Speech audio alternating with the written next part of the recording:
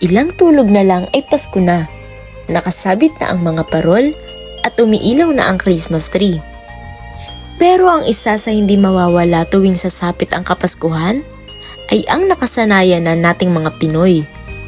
Ito ay ang pagkain ng mga kakanin pagkagaling sa simbang gabi, gaya ng bibingka,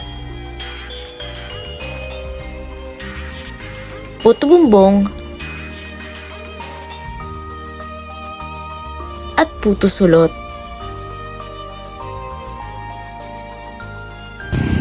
Dito sa Rizal Avenue Extension, matatagpuan ang isa sa pinakapinipilahang bibingkahan sa Malabon. Pagpasok pa nga lang ng Burmans ay nagsimula na silang pumwesto dito. At hindi pa man nagdidisyembre, ay patok na ang kanilang mga tinda sa panlasang Pinoy. Nandito tayo ngayon sa isa sa pinakamatagal na nag-ooperate at pinakapinipilahan na bibingkahan dito sa Malabon. Ito ay matatagpuan sa Rizal Avenue dito sa bayan, malapit sa City Hall. Ito ang The Original Mario's Bibingkahan. Alam nyo ba kung gaano na sila katagal nagtitinda? 10 years? Hindi. 20 years? Hindi rin. Sila lang naman ay nag-ooperate na sa loob ng 35 years. Ang tagal na, no? Sana all! 1980 pa. Kasi 35 years na to. Ang pinakauna pong nagsimula ng bibingkahan, yung lola ko po. Yung pangalan po dati ng bibingkahan na to, Mother Lily's Bibingkahan. Pinamana lang po sa tito ko. Kaya po naging Mario's Bibingkahan. Talaga nga namang dinarayo ang Mario's Bibingkahan dahil bukod sa swak sa bulsa ay swak na swak rin sa panlasa dahil mas pinalevel up nila ang ating nakasanayang puto bumbong at bibingka. Ayan na po yung kakalabasan. Ano bang tawag dito? Salted egg. Ayan, ito natin. Manto pala. Hirap iwain siya. Ang dating plain na bibingka ay mas dinamihan ang salted egg, tsaka nilagyan ng margarina at hindi rin nila ito tinipid sa keso.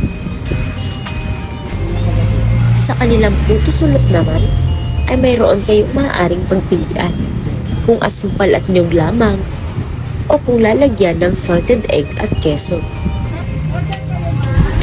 Ito naman ang super puto bumbong kung saan mayroong asukal, niyog, margarina at hindi tinipid sa kondensada at ang keso overload.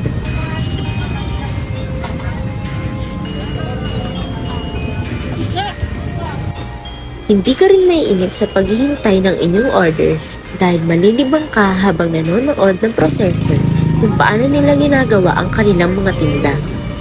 Habang umiinom ka ng libreng tsaa nila dito.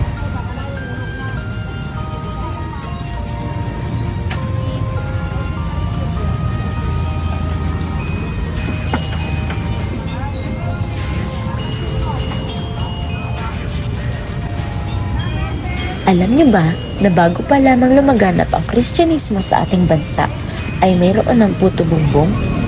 Ito ay nabuo mula sa pangunahing sangkap na bigas, niyog at asukal na siyang ginagamit ng ating mga ninuno upang magpasalamat sa Poong May Kapal para sa mga biyaya at ani na kanilang natatanggap sa araw-araw.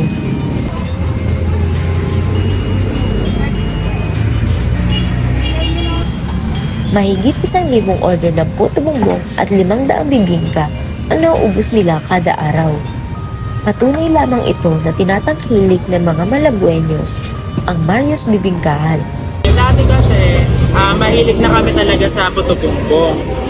Nung parang dinagdagan na nila ng mga specialty ganyan, na condensed saka ng cheese, parang mas naging masarap siya. So, mas nag-crave kami tuwing magtitinda na sila. So, 10/10 for me. Ang susi sa masarap na bibingka ay sipag at tiyaga. Samahan din ng pagmamahal ang paggawa ng puto bumbong upang ang negosyo ay umusbong.